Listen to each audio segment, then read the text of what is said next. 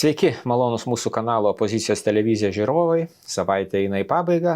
Studijoje aš Kęstutis Skrebys, kaip visada, su savo savaitės įvykių analizė. Kreipiuosi į jūs, malonus žiūrovai, susiraskite tą mygtuką su nykščiu pakeltu į viršų, paspauskite jį, pasidalinkit mūsų laidą, padiskutuokime pokalbių kambaryje, kuris yra YouTube kanale, žemiau mūsų laidos įrašo. Ir be jokios abejonės kviečiu užsiprenumeruoti Opozicijos televizijos kanalą. Ir kągi, pabandykim panalizuoti, kokie įvykiai vyko nueinančią savaitę. Visų pirma, aišku, norėčiau pradėti nuo Europos parlamento rinkimų, vykusių praėjusią savaitgalį, bet rezultatai buvo paskelbti tik šios savaitės pirmadienį. Ir ko gero, norėčiau pradėti nuo pažymėti, kad Lietuvoje dėja buvo ypač žemas rinkėjų aktyvumas. Štai jūs matote dabar savo ekranuose pirmąją skaidrę, kurioje būtent pažymėti skaičiai, procentais, kiek nuo rinkėjų sąrašo dalyvavo rinkėjų vienoje ar kitoje Europos šalyje. Tai štai, Europos bendras vidurkis yra 51%, tuo tarpu Lietuvoje aktyvumas rinkėjų buvo tik 28 ir 0,3%. Mažiau balsuoti į Europos parlamento rinkimus atėjo tik tai Kroatijoje. Visur kitur aktyvumas buvo pakankamai didelis, ypač tokiose šalise kaip Belgija, Liuksemburgas, Malta. Ten aišku reikia pažymėti, kad tose šalise balsavimas yra privalomas. Bet štai, sakykime, toj pačioje Austrijoje 56%, Kipre 58%, Danijoje 58%, Prancūzijoje 51%, Vokietijoje net 64%, Italijoje 48%, Olandijoje 46%, vidurkis sukasi apie 51%. Lietuvoje dėja iš tikrųjų rinkėjų aktyvumas buvo pakankamai mažas. Kodėl? Tam turbūt yra daug priežasčių. Vienas dalykas be jokios abejonės. Valdantieji padarė viską, kad rinkėjų aktyvumas būtų mažesnis, nes tik tokiu būdu konservatoriai, liberalai turi šansą pasiekti geresnį rezultatą. Štai, sakykime, pirma priežastis, kad nebuvo sutapatinti rinkimai su antru prezidento rinkimų turu. Tas kainavo mūsų valstybėje 18 milijonų eurų, bet čia nusispjaut. Svarbu pasiekti savo rezultatus valdantiesiems.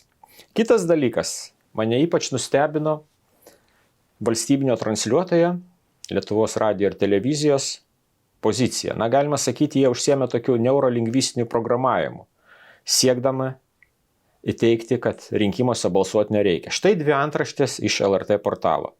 Pirma antraštė. Politologas. Europos parlamento rinkimai yra trečiarūšiai tiek politikams, tiek visuomeniai. Ką šitą žinutę duoda paskelbta visuomeninio transliuotojo tinklapyje? Politologas, suprask autoritetingas asmuo, tai pasako rinkėjams, kad Europos parlamento rinkimai yra trečiarūšiai tiek politikams, tiek visuomeniai. Tai ko ten eiti ir balsuoti? Dar viena antraštė iš LRT portalo. Čia rinkimų išvakarėse viskas. Lietuvos atstovai Europos parlamente svertų turi, bet teisėkūroje pasyvūs. Dalis veržiasi vien dėl atlygio. Ką šitą žinutę sako? Kad žmonės Europos parlamente galėtų dirbti, bet ten veržiasi tik dėl atlygio. Tai kas tai? Paskatinimas rinkėjams eiti balsuoti? Ne, tai tiesiog vėlgi pasakymas, kad ko jūs ten eisite tos rinkimus? Jie ten veržiasi tik dėl atlygio, galėtų kažką daryti, bet nieko nedaro. Tai tokioms antraštėmis nacionalinis transliuotojas, kurio pareiga skatinti pilietiškumą, šviesti visuomenę, darė ką? Tiesiog skatino pasyvumą ir nihilizmą. Tai tokia situacija, tokie balsavimo rezultatai, toks aktyvumas ir tokia, sakyčiau, daugiau negu keista visuomeninio transliuotojo pozicija.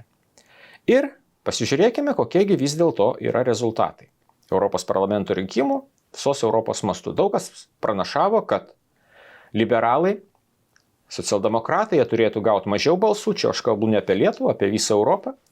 Ir žemynė turėtų vyrauti, sakykime taip, tradicinės vertybės išpažįstančios politinės jėgos.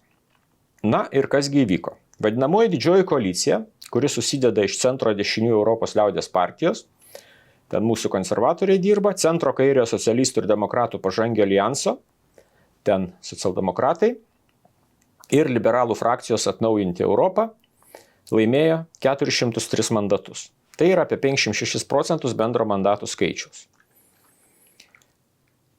Jų mandatų skaičius sumažėjo nuo buvusių 417 iki 403. Įvertinus žaliųjų frakcijos sumažėjimą, kuri dažnai balsuoja su ta didžiaja koalicija, o žaliųjų frakcija sumažėjo 19 asmenų, tai dar daugiau. Bet jūs matote dabar savo ekranuose antrąją skaidrę. Viršutinė eilutė yra naujasis parlamentas, naujojo parlamento sudėtis, apatinė eilutė yra nueinančio Europos parlamento sudėtis. Ir jeigu mes dabar žiūrėsime iš kairės į dešinę, tai pamatysim, kad kairieji prarado vieną narį, dabar kaip tik matote trečią skaidrę, kur labai aiškiai parodyta dinamika. Žalieji minus 19 mandatų, socialdemokratai minus 5 mandatai, Atnaujink Europą liberalai minus 23 mandatai, tai kaip jau minėjau, liberalai iš tikrųjų prarado daugiausia.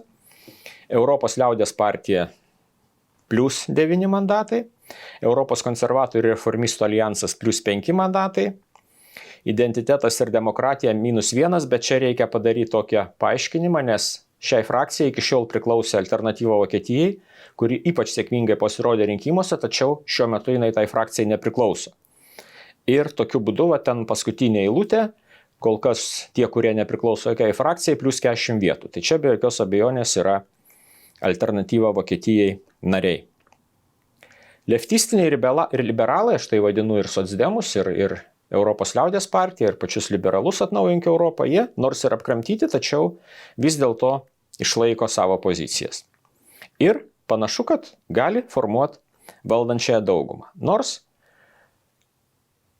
kiek tenka analizuoti užsienio spaudos, užsienio portalų publikacijas, yra įvairių minčių, panašu, kad gali būti problemų ir yra tokių žinių, kad į valdančiąją daugumą gali būti pakviestas Europos konservatorių ir reformistų alijansas, kuriame pirmu smuiku groja Italijos premjerė Giorgia Meloni. Tai būtų įdomus dalykas. Ir dar vienas dalykas, ką pažymi beveik visi apžvalgininkai, kad nors ir valdanti dauguma gali išlikti ta pati, jos pozicijos susilpnėjo ir be jokios abejonės, priimant sprendimus Europos parlamente, tiek ekonominiais klausimais, tiek žaliojo kurso klausimais, tiek migracijos klausimais, be jokios abejonės, valdantieji bus priversti atsižvelgti į tiek Europos reformistų ir konservatorių nuomonę, tiek ir į Identiteto ir demokratijos frakcijos nuomonę. Ir dabar pasižiūrėkime, kasgi vyko, kaip balsavimas vyko įvairiose Europos šalise. Pradėkime nuo didžiausių, kurios formuoja ES politiką. Tai Prancūzija. Be jokios abejonės, ten didžiulę pergalę šventė dešiniosios konservatyvios jėgos, kurios priešinosi neribotai migracijai. Deja, jos kažkodėl mūsų masinės informacijos priemonių vadinamos populistais bei kraštiniais dešiniaisiais. O viena iš jų lyderių, Marine Le Pen, mūsųse dažnai pravardžiuojama dar ir Kremlinė. Tai nacionalinis frontas arba susivienimas, įvairiai verčiamas, Le Pen partija, jinai dvigubų rezultatų sutriuškino Makrono politinė jėga šiuose rinkimuose. Gavo dvigubai daugiau mandatų negu Prancūzijos prezidento vadovaujama politinė jėga. Ir kadangi Makrono politinė jėga, jie dirbo Atnaujink Europą frakcijoje, liberalų frakcijoje, tai ponas Auštrevičius, mūsų europarlamentaras, kuris priklauso šiai frakcijai, įvardijo tai vos ne kaip katastrofą. Ir ponas Prancūzijos prezidentas, jisai matydamas rezultatus, jisai tiesiog netgi paleido parlamentą ir paskelbė priešlaikinius prezidento rinkimus. Tai šitas sprendimas, jisai tiesiog ir įrodo, kiek svarbus yra Europos parlamento rinkimai ir kaip jie yra vertinami, sakykime, senosios demokratijos šalyse. Aš tik galiu pafantazuoti, kad, sakykime, pralaimėtų dabartiniai konservatoriai tragiškai rinkimus, už juos kažkas gautų dvigubai daugiau balsų Lietuvoje, na, aš labai abejoju, ar Šimonytė atsistatydintų ir skelbtų priešlaikinius rinkimus, kaip tai daro Prancūzijos vadovas. Greičiausiai tiesiog būtų pasakyta, čia nieko nereiškia, kaip ir buvo formuojama žmonių nuomonė LRT lūpomis, kad ten nesvarbu, ten sprendimai neprimami ir panašiai ir panašiai. Vokietija, kita didžiulė Europos šalis, laimėjo pozicijoje esantis krikščionys demokratai. Vėlgi, triuškinantis socialdemokratų pralaimėjimas, kurie dabar yra Vokietijoje valdžioj. Na ir antrą vietą užėmė Alternatyva Vokietijai, kontroversiškai vertinama partija, vėlgi kaltinama neva tai egzistuojančiais ryšiais su Kremliumi ir panašiai. Bet vėlgi rodo aišku posūkį į dešinę, į politinės jėgas, kurios atstovauja dešinėje politinio spektro pusę. Taipogi, Ispanijoje vėlgi pergalę švenčia dešinieji, atstovaujantis tradicinės vertybės, partija Vox. Portugalijoje partija Čega, trečioji vieta, na, jie naujokai politikoje, bet vėlgi atstovaujantis dešinėje pusę. Na ir be jokios abejonės, bene didžiausia laimėtoja yra skelbiama Italijos dabartinė premjerė Giorgia Meloni ir jos partija Italijos broliai, kuri kartu su koalicijos partneriais gavo 40 mandatų Europos parlamente. Iš viso Italija Europos parlamente turi 76 mandatus, taigi daugiau negu pusę Italijoje gavo, na, pavadinkim taip, kabutėse, kraštutiniai populistai ir dar panašiai jos visaip vadina. Tai štai, Austrijos, sakykime, vėlgi, daugiausia balsų laimėjo Laisvės partija. Na, jinai, aišku, yra visiškai skirtinga nuo mūsų Laisvės partijos. Jinai priklauso Identiteto ir demokratijos frakcijai ir aiškus posūkis į dešinę, aiškus posūkis į tradicinės vertybės, aiškus signalas tiems politikams, kurie kalba apie neribotą migraciją į Europos šalis ir panašiai ir panašiai. Olandijoje, be jokios abejonės, laimėjo prieš tai nacionalinius rinkimus laimėjusi Gerto Wilderso partija, laimėjo antrą vietą su 6 mandatais, o taipogi prie jų dar 2 mandatus prisijungė ir atnešė dar 2 mandatus ūkininkų sąjūdis Olandijos, nes ten iš tikrųjų yra didžiulė problema dėl taip vadinamo žalio kurso, ūkininkai yra engiami, jiem tiesiog neleidžiama dirbti ir, na, štai tokie balsavimo rezultatai. Lenkija, vėlgi, balsai pasidalino tarp dabartinių valdančiųjų liberalų ir partijos Pravo ir spravedlivosť, Teisė ir teisingumas vadovaujamos Kačinskio. Daug balsų jie gavo ir tokiu būdu per visą Europą gal ir nebuvo tokios didelės bangos, kai buvo pranašaujama, kad iš tikrųjų jau, sakykime, liberalai turėtų patirti triuškinantį pralaimėjimą. To neįvyko, bet posūkis link tradicinių vertybių yra labai aiškus. Ir, sakykime, tą liberalią Rūžavą koaliciją ištraukė tik tai Liaudės partija. Kaip jau minėjau, Atnaujink Europą frakcija prarado pakankamai daug vietų Europos parlamente. Na ir kągi, dabar grįžkime į Lietuvą. Antradienį Seime buvo pristatytas prieštaringai vertinamas gynybos fondo įstatymų paketas. Kitaip sakant, yra steigiamas gynybos fondas su ta intencija, kad reikia didinti gynybos biudžetą ir kaipgi jisai bus didinamas.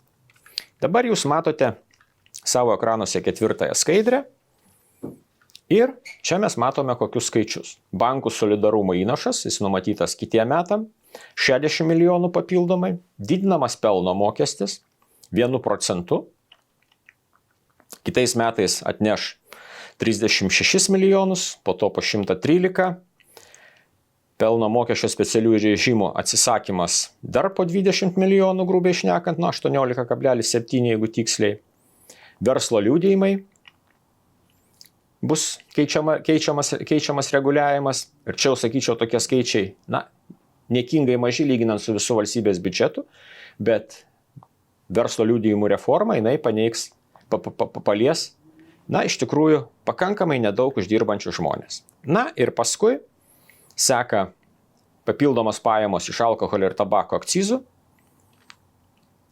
15 milijonų sekančiais metais, 31 26 ir 46 milijonai 27. Tai yra augimas po 15 milijonų per metus. Na ir vėlgi, liūto dalis, o liūto dalis po 126 milijonus kasmet iš kogi? Ogi iš padidinto akcizo degalam, įskaitant ir žaliai dyzeliną ūkininką. Tai išvada yra vienintelė. Mokesčiai didėja ir mokesčiai didėja, tikrai neturtingiausiam ir negeriausiai gyvenančiai Lietuvos gyventojų grupiai. Ir jo labiau, jeigu mes analizuojame tas sumas, kurių, lyg tai, kaip sako valdantieji, neišvengiamai reikia gynybai, tai kaip čia mes galim neprisiminti 2 metai iš eilės nuvarytiems Lietuvos geležinkeliams, skiriant po 90 milijonų. Prieš tai dirbo pelninga įmonė, konservatorių valdymo pasekoje jau reikia dotacijų. ESO 160 milijonų pradanginta, stadionas už 160 milijonų. Jeigu tiesiog būtų deramai administruojama valstybė, deramai tvarkomas šalies ūkis, mokesčių kelt ko gero nereikėtų. Man beje labai įdomu, kaip balsuos garsioji Laisvės frakcija Seime. Nes tiesiog priminsiu, kad jų programoje, einant į Seimo rinkimus 20 metais, buvo įrašyta labai kategoriška nuostata. Ne bet kokiam mokesčių pakelimui. Dabar keliamas akcizo mokestis, keliamas pelno mokestis, verslo liudijimų mokestis ir panašiai ir panašiai. Tai spjaus į pažadus rinkėjams nespjaus, matysim kaip bus. Bet šitas projektas iš tikrųjų yra labai jau kontroversiškas. Ir toks atkreiptinas dėmesys čia gal jau pusiau su jumoru, kad akcizai keliami ir taip vadinamom nuodėmingom prekiam. Alkoholiui, tabakui. Lyg tai jų paskirtis yra, jų kelimas yra, paskirtis jo to kelimo turėtų būti mažinti šitų prekių vartojimą. Tačiau dabar, tiesiai šviesiai sakoma, pakelsim akcizą tabakui, alkoholiui ir surinksim pinigų šalies gynybai. Tai man čia dabar jau šiek tiek tokie veiksmai primena paskutinės Sovietų Sąjungos dienas, kada pastoviai kylant degtinės kainai irgi buvo renkamos lėšos šalies gynybai, tokios keistos šalies gynybai. Ir čia jau taip visiškai pajuokaujant galima, kad jeigu tu sutinki įpiešusi pilietį, kad ir darbo vietoj, apsirūkiusi, ir dar vairuojanti automobilį, kuris vartoja daug kuro, tai jį vos nesveikinti reikia ir jam dėkoti, nes pasirodo jisai visom išgaliam remia šalies gynybos biudžetą. Bet štai ką pastebėjo valstiečių frakcijos narys Valius Ąžuolas. Lietuvos bankas uždirba per metus 300 milijonų eurų pelno. 300 milijonų. Prisiminkim tos skaičius iš tos lentelės, kurią aš jums rodžiau. Galite atsisukti pasižiūrėti. Bet jam leidžiama nemokėti nei 1 cento iš šalies biudžetą. Ir tokiu būdu jau atsisakoma šitų pajamų, bet nusprendžiama smaugti smulkųjį verslą ir kelti akcizus. Tai tokie labai savotiški sprendimai, bet ką jau padarysi. Ir ketvirtadienį Seimas pritarė karinės prievolės reformai. Jaunuoliai bus šaukiami iš karto po mokyklos. Buvo pritarta visam įstatymų paketui, kad iš karto po mokyklos jaunuoliai būtų šaukiami atlikti karinės tarnybos. Apie šaukimą jie sužinotų sulaukę 17 metų po atlikto sveikatos patikrinimo. Ir čia irgi tas įstatymas sukėlė pakankamai daug kontroversijų, nes vienas dalykas yra siekis turėti visuotinį šaukimą ir privalomą šaukimą į kariuomenę. Kitas dalykas - daryti tą visiškai nepasiruošus, apie ką pažymėjo ir Lietuvos valstiečių ir žaliųjų sąjungos frakcijos Seime narys, Seimo nacionalinio saugumo ir gynybos komiteto pavaduotojas Dainius Gaižauskas, kad trūksta puskarininkių, trūksta seržantų, bet bandysim tokiu būdu suvaryti visus į kariuomenę. Valstietis Valius Ąžuolas, jis taip pat tikino, kad toks sprendimas jisai iš tikrųjų ne tai, kad nepadės, bet netgi gali kenkti šalies gynybai. Štai ką jis pasakė, svarstant šitą įstatymo projektą. Gynybos specialistai pasakė, kad visuotinis šaukimas yra žala gynybai. Mes neturime nei lėšų, nei galimybių tam padaryti. Jeigu norime didesnį ratą žmonių apmokyti, organizuokite kursus, kuriuos galima padaryti ir finansiškai, ir techniškai. Bet valdantieji tiesiog priėmė skubos tvarką ir buldozeriu stumė šitą įstatymų paketą. Na, matysim. Bus dar svarstymo stadija Seime, bus priėmimas, stebėsim, informuosim jūs, malonus mūsų žiūrovai. Na ir laidos pabaigai, toks desertukas, sakyčiau, netgi taip, Monikos Navickienės skandalo anatomija. Krito socialinių reikalų ir darbo ministrė, nors valdantieji, ypač konservatoriai, dėjo visas pastangas, kad išsaugoti ją šitame poste. Ir kadangi jau pasakiau, kad kalbėsim apie skandalo anatomiją, tai nuo kogi viskas prasidėjo? Ogi prasidėjo nuo tos informacijos, kad finansinių technologijų įmonė FoxPay 2022 metais laimėjo informacinės visuomenės plėtros komiteto konkursą aptarnauti atsiskaitimus per valstybės informacinių išteklių sąveikumo platformą, mokant 34 centus už vieną transakciją. Būtina paminėti, kad tokių transakcijų per mėnesį būna apie 72 000.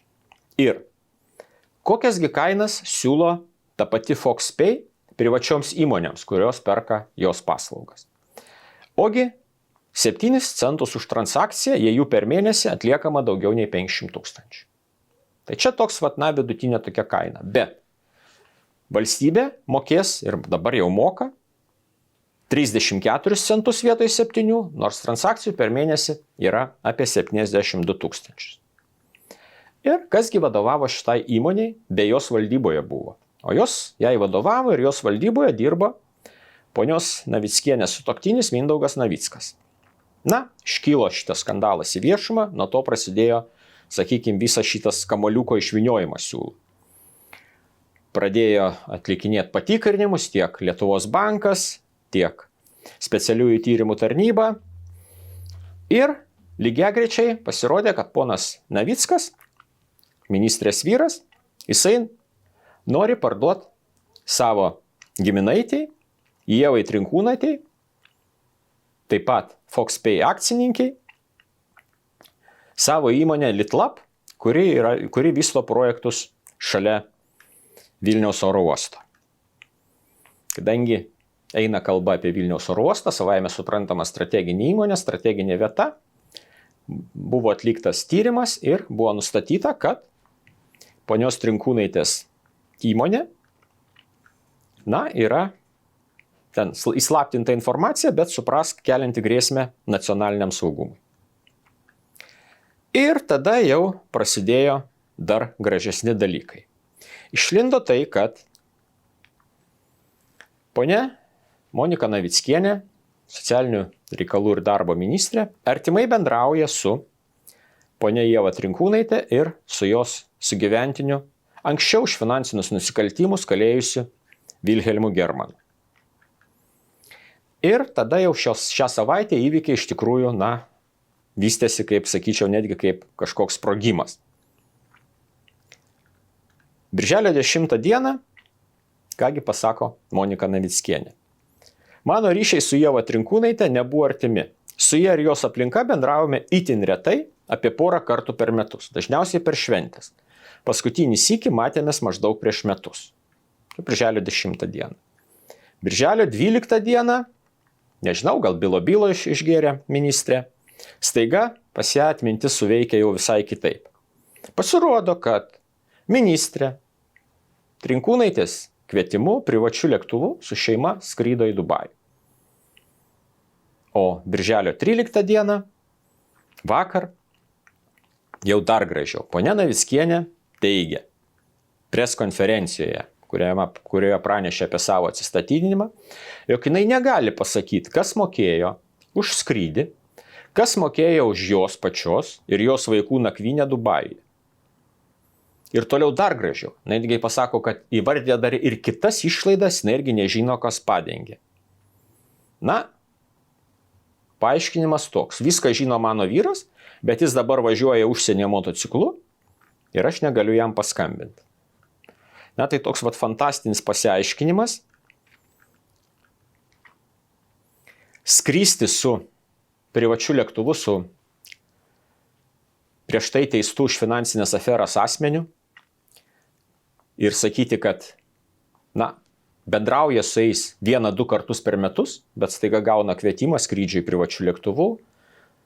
Kas apmoka kelionę, kas apmoka viešbučius, ministrė tiesiog nesidomi. Savotiška situacija, aišku, ir vargu ar kas gali patikėti tokiu jos naivumu ar tokiu pasiaiškinimu. Ministrė atsistatydino, bet yra dar keletas niuansų, nes konservatoriai stojo mūrų stojo už Moniką Navickienę. Ypatingą cinizmą pademonstravo buvęs krašto apsaugos ministras Arvydas Anušauskas. Štai ką jis rašo savo socialiniam tinkle. Toks jau mano gyvenimas, kad savo laiku teko sutikti šimtus, eina tūkstančius buvusių kalinių, tų, kurie praėjo savo gulagus. Taip, tai politiniai kaliniai, kurių dalis lageriuose buvo dar kartą teisiami dėl įvairių kitų tariamų nusikaltimų. Ir toliau jau pereina prie aktualijų. Dabar apie dabartį. Politiko reputacija yra nekonvertuojama valiuta, kurią mes naudojamės. Politikai turi būdų, kaip ją išsaugoti, net jei padaro klaidų. Tikrai nenorime, kad būtų įtraukiamos mūsų šeimos ar vaikai į politinius barnius. Tuomet būna nepakeliamai sunku ir čia jau nesvarbu, ar tu ministras ar ne. Ir todėl, Monika, laikykis. Elgiesi atvirai ir garbingai. Tai palyginti ministrę, kuris su vaikais skrenda privačiu lėktuvu, neaišku už kieno pinigus, neaišku už kieno pinigus linksminasi Dubajuje, jinai bent jau nežino, jinai neįvardijo. Neaišku, kas jai apmoka viešbučius, pramogas, ir jinai yra palyginama su Sibiro tremtiniais, kurie buvo išvežti, ir palyginama dar Birželio 14-osios gedulo ir vilties dienos išvakarėse. Ir tą padaro buvęs krašto apsaugos ministras, žinomas konservatorius, ponas Anušauskas. Tai aš manau, kad tai yra viskas, ką reikia žinoti apie šitos valdančios daugumos, apie taip vadinamos politinės grupuotės, aš kitaip jos negaliu pavadinti, Tėvynės sąjungos Lietuvos konservatorių moralę ir cinizmą.